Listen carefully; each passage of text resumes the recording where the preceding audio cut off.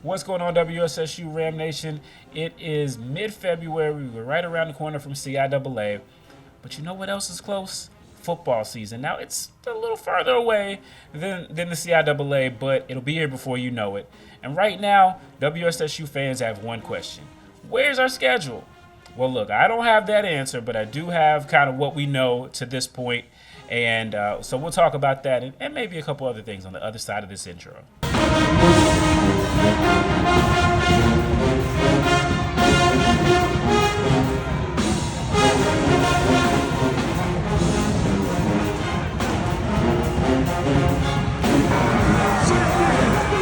What's going on, everybody? This is SJG. Welcome back to WSSU Ram Nation. Appreciate everybody for tuning in. As always, please go ahead and hit that like button. It's something really small that means a lot. And if you want to go a little further than that, leave a comment. And if you really want to go all out, go ahead and pick up some merch from the Amazon store. I'm an affiliate, and so that helps to support the channel. Appreciate all you guys for tuning in.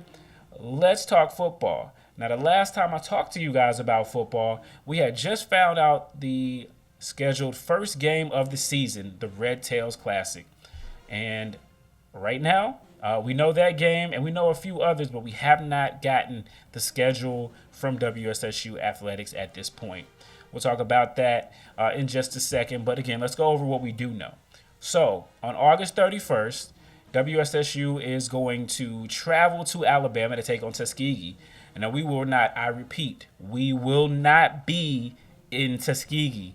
This game is the Red Tails Classic. It takes place in Montgomery, Alabama. So we're not going to be, it's technically a neutral site game, but we're still in Alabama. But you know what? We're WSSU, we're Rams, we travel. It is what it is. We're going to go down there, and we're going to give them hell. But that is the first game on the schedule. The next week, which traditionally in Division II football is week 1, but last year they added week 0. So this is technically week 1 of the season, but it's the second week you can play games. I know it's a lot. Like, I've been writing about it, I've been covering about it. It's a little confusing. So right now, to my understanding, there is no game scheduled for that date. I understand it's a work in progress. They're trying to get things done, but there's no game scheduled for that date. As a matter of fact, the next date that we have published actually is September 20th. September 20th, we will be at Bowman Gray Stadium, and we will be hosting Virginia State University. Yeah, the Trojans are finally coming back to Winston. It's been like 10 years, like it's the 2016 season, so almost 10 years since V-State came to WSSU. I really feel like this is a game that should be played much more often. The CIAA, now that we technically don't have divisions, but they're still acting like we have divisions. I'm not quite sure how this is going to go, but this is going to be a game, and we know that because it is on Virginia State's schedule, which was released last week. I believe it was released on the 10th. So that game is on the schedule. The next game that we have on the docket for 2025 football is against Virginia Union. Now, you may remember we played those two schools. Last season. Went up to Ettrick, Petersburg, and Richmond. Didn't go so well for us in Richmond, but hey, we'll see. The champs will be coming to Bowman Gray Stadium. This will be the first time they've been here since, I believe, 2019. So, that'll be exciting. They have a lot of changes. They smacked us around last year. So, and we got a lot of changes. Who knows? So those are the two of the games that will be on the docket before we get into divisional play. And so, again, it's important to note that a couple years back, the CIAA went to an 8-game schedule of conference games. Last year, when St. Aug dropped, that created a hole in the schedule for everybody, and everybody wasn't able to get an additional CIAA game. So their first game against CIAA opponents didn't count. So I know it's confusing, but hopefully it'll get more clear for everyone But of course, we're going to play the teams that traditionally are in the South, to my understanding. We are on the schedule for Fayetteville State, who is the only team in the old CIAA South that has released a schedule. And, you'll probably see, of course, the Beatties Ford boys and, the Blue Bears, and probably Shaw as well. So it's an exciting time of the year for people who are getting their schedules. Now, if you look at our schedules over the last couple of years, and let's go back to that September date, that's traditionally been the last couple of years. That's been when we've played a Division I FCS opponent. Remember, we played North Carolina Central for 3 years, and then last year we took on those guys over in the farm school, and we let them off the hook. I'm still not okay from that, but it is what it is, right? So, but if you look at the schedule, most of the FCS teams have already released their schedules. A&T has released their schedule. Last year was going to be a one-off anyway. I believe their schedule is filled up until 2028, so it's probably going to be a while before you see that game again. North Carolina Central, though, they rolled off our schedule last year. They have found a replacement. They are actually going to be taking on Fayetteville State, the Blue Ponies, if you will. So we'll see how that goes for them. A&T, again, they've got their schedule full. South Carolina State, their schedule is already out. You look at other regional HBCUs, Hampton, their schedule is out. They're going to play ECSU, their kind of local CIAA team. Virginia State is going to take on Norfolk State, Michael Vick era. Shout out to Torrey Woodbury. Good luck to you guys there. Go ahead and rough them up for us real good before they come down to Bowman Gray. And, so it's not looking like we're going to get one of those FCS games. So, that leaves us to our level, Division II or otherwise.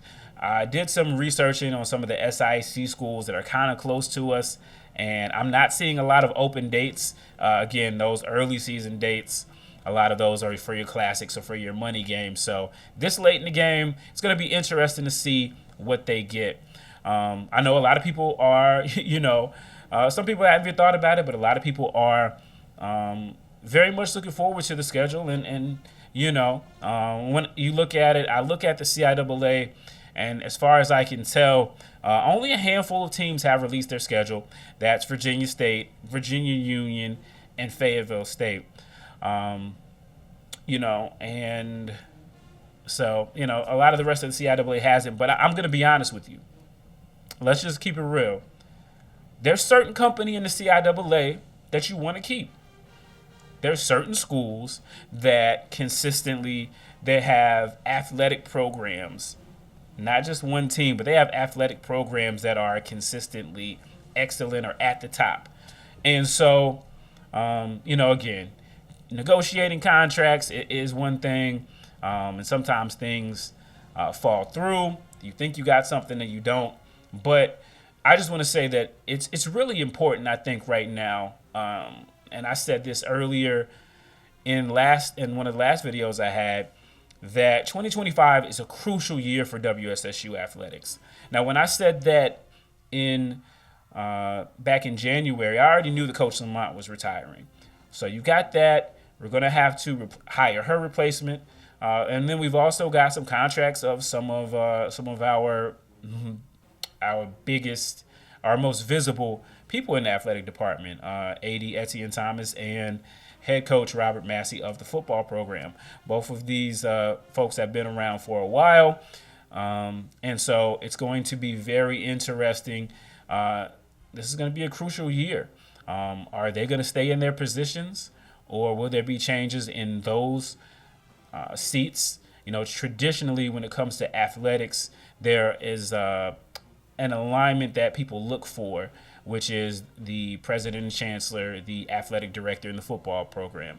Well, both the AD and the football head coach were hired under previous chancellor Elwood Robinson. And last year again was a bounce back year for WSSU in a lot of ways. One of the biggest ways, besides the record of 7-3, was the jump in attendance. Right, so WSSU attendance average had been hovering around 3,000 for way too long. I'm just gonna say way too long. It just was not great. Pandemic, and between the pandemic and basically our football program being lackluster, we were way below where we were supposed to be. Last year, but was a step in the right direction. Again, you win 7 games, you have 5 home games, and the average home attendance was about 7,300. That is a significant number. Let me put it into perspective for you. We led the CIAA in football attendance, and I believe we were 8th in the entire Division II landscape, and we also had the most attendance of any Division II school in the state of North Carolina. Those are really great numbers, and those are important numbers as we talk about the health of an athletic program overall. We know the reality is that we don't make a lot of money in CE Gain Center. We just don't have the structure to do it right. And the way that our contract is constructed with the city of Winston-Salem, at Bowman Gray Stadium, we have to hit a certain threshold to even make any money. And so for us, those attendance numbers are super important. And so when you have a year like last year, after all the down years, people were looking for something to be excited about. People were looking for some excitement in the fall because we hadn't had any, quite frankly, since the 2016 season. Since then, we'd had a lot of disappointments, a lot of heartbreaks, and, a lot of transition. And a lot of people kind of stepped away and got out of that rhythm of going to Bowman Gray Stadium. We always like to pride ourselves on the fact that we travel well, which is true. But we also got to fill up our own stadium, right? So last year was a step in the right direction. I was doing some research, and let me see. Yeah, I was doing some research about our attendance historically. And I just happen to have this. So this is my OG status. This is our schedule for 2008. This is when we were, I was a student. This is when we were in the MEAC, at the FCS level. I was really interested. We had 1, 2, 3, 4, 5. We had 6 home games. 6 home games, and all but 2 of them, Hampton and Dell State, were in North Carolina. So pretty interesting. But I also did some more research, and that season when we won 6 games, so not even as many as this year, we averaged 13,000 fans. Now, very interesting because, again, we actually had a better season than that this year, but 7,000 was the highest that we've had in quite a while. So that also when we talk about schedules and things like that, that also kind of goes to the competition, the name, brand recognition of people that you have. Anyway, I got off on that tangent, but last year was a step forward for the football program, and we will see. You want to see that progress continue because you want to see people continue to be excited about what we do and athletics. And,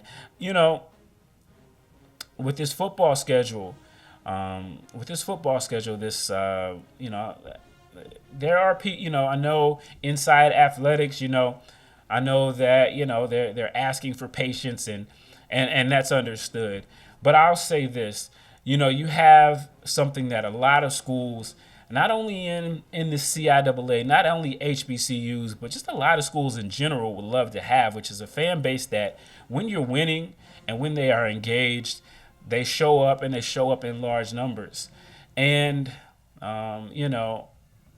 that's something that you can, as we've seen over the last decade, you can lose. That's something that you can't take for granted. And so I just think that it's always important for our athletic department to be forward thinking, to be at the front. I mean, again, we say it all the time. Win is at the start of our name, and we want to win in everything. When we're seeing other CIAA schools drop their schedules, we want to know where our schedule is. And when we aren't, we're going to ask questions. And a lot of people don't like it when you ask questions. But again, it gets to the point where, sometimes if people aren't asking questions, if the people have stopped talking, then they stop caring. And we never want to get to that point. So, again, it's a critical year for WSSU athletics between, the big contracts that are going to be up for this year. Again, we've got Coach Lamont's shoes to fill. It's going to be very important, and big decisions are going to have to be made, not only at the field house, not only in CE Gaines Center, but at Blair Hall as to what the state of WSSU athletics is as the front porch to our university, and how much better can we be? How much further can we go? And who's going to take us there? It's going to take a lot of things. It's going to take a lot of energy. It's going to take money, donations. That's a whole nother thing I'm going to talk about in another video. I want to make sure that I put it out there correctly. But let me know what you guys think. Who's excited about the schedule? Who would you like to see on the schedule? Now, keep in mind, I gave you guys some examples. I looked over in the SIC, Clark Atlanta, Benedict, Allen. A lot of those schools have already had their schedules filled up, even some of the local D2s as well. So let me know who you guys would like to see on the schedule. And, are you excited about WSSU and where athletics is headed as we continue on in this crucial year of 2025? Let me know in the comments. I'll be looking forward to hearing from you guys. And, hey, maybe I'll see you at the CIAA. Catch you guys later. Peace.